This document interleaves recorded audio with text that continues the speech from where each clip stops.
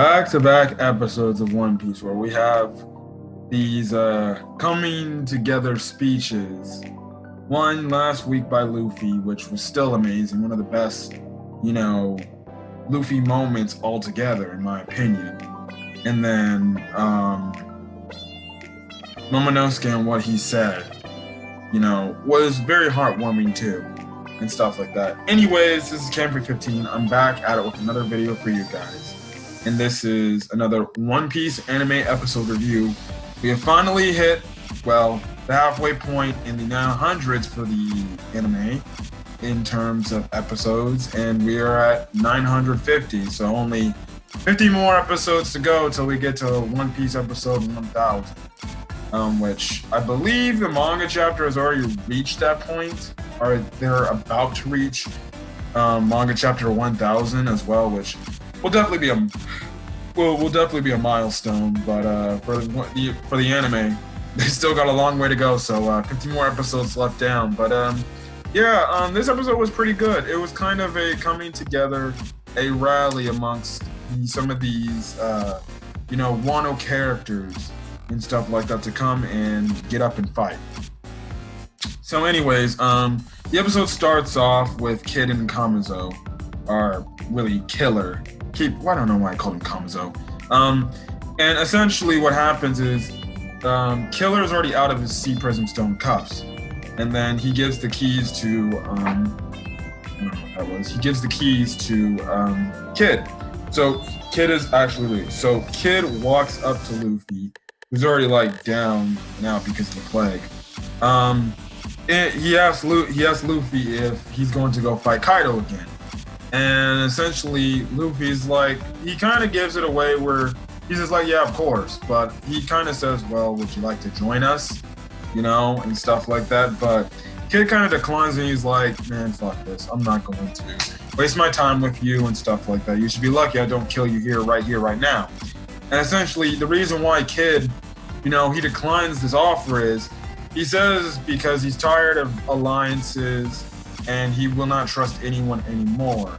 And as you see this, it flashes back to the time when Kaido first appeared with him, after jumping off frickin' Sky Island, and he gets attacked. We later now know that Hawkins turned on him. And also in that instant in the paneling of the show, they showed Scratchman and Pooh. So I'm guessing Scratchman and Pooh turned on him as well. So that must mean that Scratchman and Pooh is on the Beast Pirates as well. That's just my total guess. Kid makes a point in the aspect of, hey, I'm not gonna trust anybody, so screw alliances. But I do have a feeling that Kid will come back and he will eventually join the alliance with Luffy and the other Wano people. The Wano people support Odin to go up against Kaido and Orochi and all that stuff on Onigashima. And stuff. Now, they leave the prison to go get their crewmates that I'm guessing have been captured by Kaido. I think after that, I think they'll probably fail again. And I think that's when, Kid will probably realize I'm probably going to need Luffy's help to get out of this situation and stuff like that. Now, we cut over to Kinemon, Inuarashi. I keep forgetting how to say it. That name is so hard to pronounce, our Dog Storm. And Ashura Doji, and what, Ashura Doji showed Kinemon and Dogstorm, or Inuarashi, is essentially this graveyard of these former, samurai warriors of Wano who used to live in a very poor town after being wrecked by Kaido's army, the Beast Pirates. And essentially 10 years ago, they just said they couldn't take it anymore. They couldn't wait essentially 20 years for the prophecy to be fulfilled and come true and stuff like that. And that's when they're like, listen, we're done with this. We're going to go fight. We're samurai. If we're going to live, if we're going to go out there and risk our lives and we die, then we die. They use this word essentially named Sunachi, which essentially what they meant is you know, they're gonna fight till the very end and they won't end up being cowards.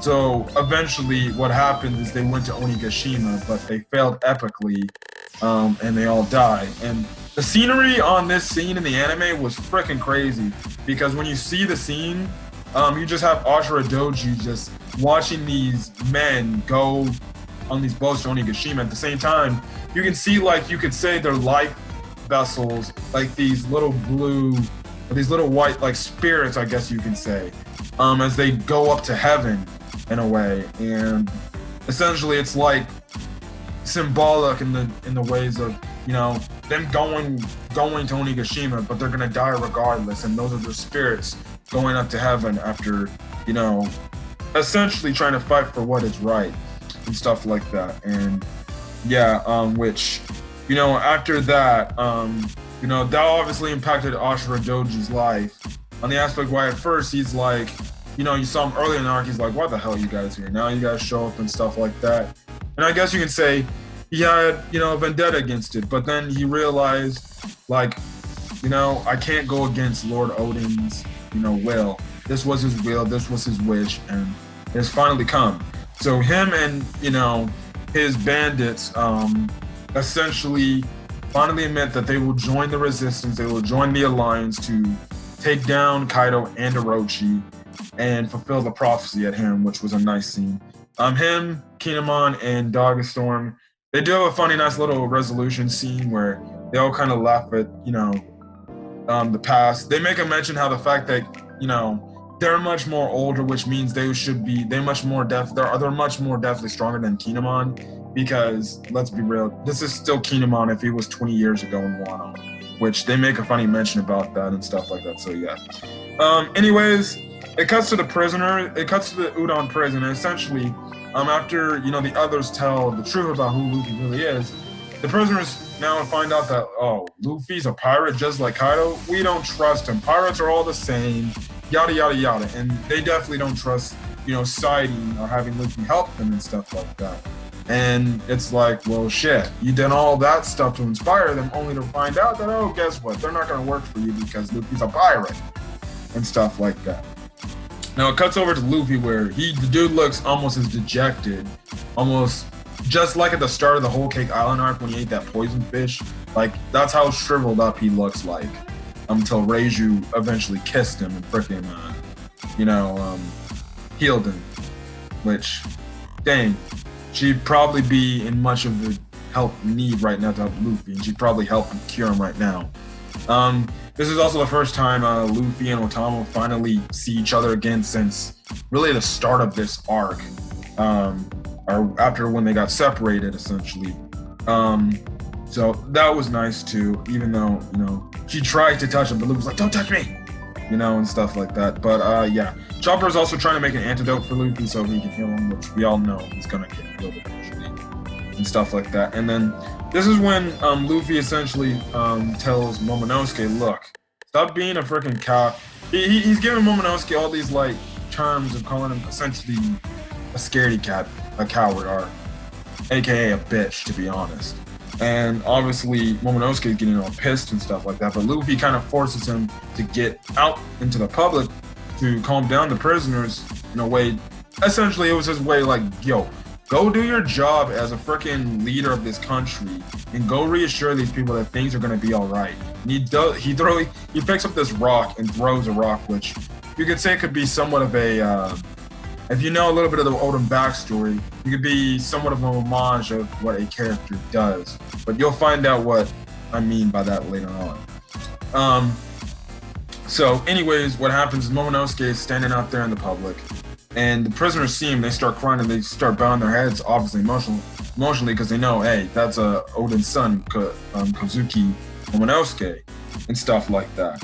And this is when Momonosuke gives this very inspirational speech to the other prisoners and people who follow Odin, to the aspect like, listen, you know, for 20 years, yes, I've been gone, along with Kinemon and some of the others, but listen, you know, throughout my journey, you know, we got split up, yada, yada, yada. I found Luffy, and if it wasn't for Luffy, I would have never got this far. You know, I would have never even been able to come back here, which is honestly, to goodness, true. You know, they would still been stuck on Punk Hazard for crying out loud if Luffy never showed up. Or if honestly worse, they'd probably be dead. So, you know, he makes a mention of that and essentially says, look, it's okay now. I'm back now and we're going to take back this country. We're going to fight for this country and stuff like that. And he caps it off by saying, I am Odin's son, Kozuki Momonosuke, which, you know, it was pretty emotional speech from what he said. I kind of just gave a quick summary of what it said, of what he was saying. But you not only have the prisoners crying, you know, you even have some of the other members of the nine scabbers like emotional because they know this dude must have went through a lot to grow this much, which, you know, a lot of characters do make a mention of and stuff like that. Kawamatsu tells Raizo, like, yo, I want to go do something else, but I'll be ready for the fight and the day of the fight for the Fire Festival on Onigashima. But you'll see me there at the preparations and stuff like that. So, yeah, it seems so far so good. We got definitely some new Alliance members to join the cause. Still, it seems like things are not in the neck of the woods because in the next episode preview, Law seems to be captured and seems to be beaten, and then it seems like Zoro and Hiyori are also being chased by some of Orochi's little ninja friends, and Orochi's going to, I guess, try to capture the Strats and put an end to them once and for all. So I don't know how, you know, close to the end of Act 2 we're at, but yeah, pretty eventful for what it was. So yeah, I can't wait to see more. And yeah, so anyways, guys, this has been Camera 15. If you guys liked the video, leave a like, put in the comment section your thoughts on this One Piece anime episode, as well as hit that subscribe button to get more One Piece anime reviews and stuff like that. You know. Also hit that notification button to make sure you get updated or to anything I upload to the channel and stuff like that. So other than that, the only other thing I guess One Piece related, I can tell you that me and my co-host Red Wolf are going to be doing our arc review of the Zoe arc, and after that will be the 2 videos on the Whole Cake Island arc, then Reverie. I think we're going to do a video on Act 1 of Wano, and then when Act 2 is finished, we'll probably make another arc video regarding the Wano arc, Act 2. But when we finally catch up to really Act 1 of the Wano arc, on my own, I'm going to be doing movie and special reviews for One Piece, which I'll review not every movie of One Piece, not the retellings ones, but I'll review every One Piece movie other than I think movies 7 and 8. And I'll give my thoughts, my analysis, explain the story, give my thoughts on how I like the movie, as well as I'm going to also review some of the specials, for example, like, you know, One Piece 3D 2Y, you know, stuff like that. I'm not going to do the arc specials where like episode of East Blue or episode of Skypiea or even episode of Sabo, because they're retellings of just key story points from the One Piece story. So yeah, other than that, that's all I got to say. So I'm a Gallagher. Hopefully you guys are staying safe out there.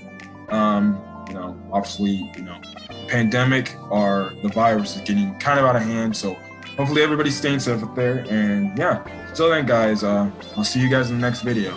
Till then, guys, peace.